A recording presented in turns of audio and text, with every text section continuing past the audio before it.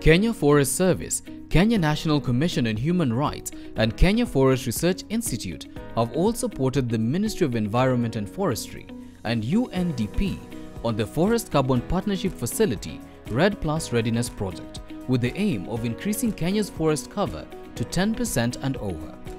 Kenya Forest Service, whose mandate is to protect, manage and conserve about 3 million hectares of public gazetted forests, was instrumental in offering technical input during the formulation of the National Forestry Policy and a REDD Plus Readiness project. Beyond that also, we realized that one of the commitment and one of the key achievements we have been able to make in the last 2 years, it is some of the forest areas that were occupied illegally and irregularly by people. And we have been able to reclaim about 55,000 hectares. That is in Mau complex, in Cheptais, that is part of Mount Legon, about 7,000 hectares. In Mau is about 14,400 hectares. In Keresia, about 30,000 hectares. The Chief Conservator of Forests at Kenya Forest Service, Mr. Julius Kamau, says working with UNDP and Kenya National Commission on Human Rights while reclaiming forest land has helped KFS improve its approach to human rights. And UNDP came in a very strategic way. As you appreciate, some of the drivers of degradation and deforestation are also the threats that we are facing as Kenya Forest Service in our jurisdiction. And for that reason, it was very strategic through the Ministry of Environment and Forestry that we collaborate with the United Nations Development Program in making this country ready towards REDD Plus. In the past, there was a very injurious relationship and a kind of a conflict between ourselves and the human rights defenders.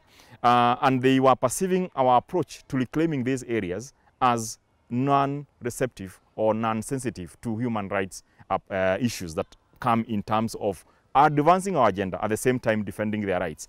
And we felt that working together with the Kenya National Commission on Human Rights and Kenya Forest Service and support of the UNDP, we were able to actually develop a human rights-based approach manual and also safeguards. Some communities, especially what is popularly known in Kenya as indigenous communities, also known as forest-dwelling communities, others forest-adjacent communities, were having these fears that they will be denied the opportunity to enjoy the proceeds or products of forestry because KFS or Kenya Forest Service was coming in so strongly to protect these forests. So they were resisting some of these projects, and REDD Plus was one of the projects that really suffered.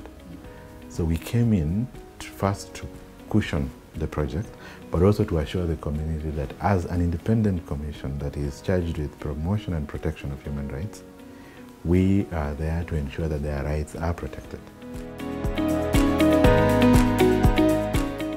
On the other hand, Kenya Forest Research Institute KEFRI, a state corporation whose mandate is to undertake research in forestry and allied natural resources, was also key in the formulation of the National Forestry Policy that will facilitate Kenya achieving the 10% forest cover target.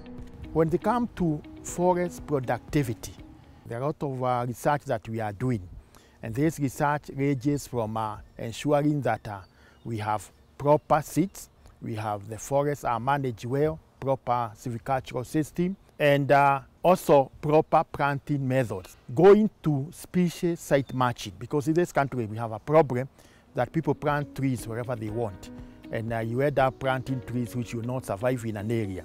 On issues of 10% tree cover, we are doing a lot in ensuring that we can be able to map up areas that need rehabilitation and also map up which species go to which area. And at the end of the day, when you plant, we need to ensure that we are doing tree growing. So we need to monitor what has been planted.